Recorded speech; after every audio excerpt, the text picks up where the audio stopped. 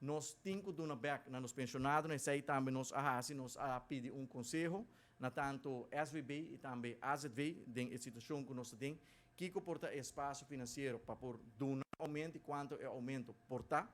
Algum luno passado, nós anunciar acaba que nós também aumentar a pensão de vejez para os pensionados, não? No momento não é nós anunciar aumento de pensão de vejez de 3%, pero essa aqui cambia e ela vai adaptar devido ao resultado de turismo e também o resultado de fundo de AZV que financeiramente o fundo está mais estável do que nós a projetar inicialmente conforme o presupuesto de SVB e agora aduna espaço para nós por anunciar aumento de pensão de vejez de 4,12%. Essa aqui tem aumento de AUV para solteiro de 50 florim para luna, e pensão de solteiro também vira 1.265 florim para luna, e aumento de AUV de pensão de vejez para pareja não está subindo 84 florim, para pareja não está vira 2.130 florim, seguro essa aqui e aumento para pareja partida vira 42 florim para luna,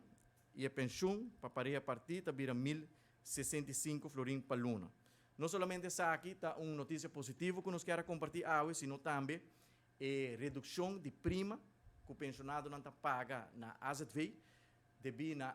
surplus que o AZV tem e a projeção econômica que tem para os seguintes anos adiante que nós estamos projetando que o AZV também manter o mesmo surplus, aduna espaço financeiro para nós poder reduzir a prima que o pensionado não paga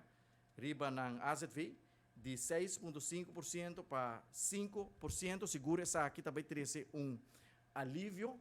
para o pensionado não banda de aumento de pensão, não também uma redução de prima também para assim melhorar no poder de compra, melhorar na qualidade de vida e nós temos plena confiança que den seguinte anos adiante se turismo que dá o resultado que ela vinda durante o ano 2023, nós estamos convencidos que outro ano também nós podemos volver a ajustar a pensão de vejez para nós pensionados.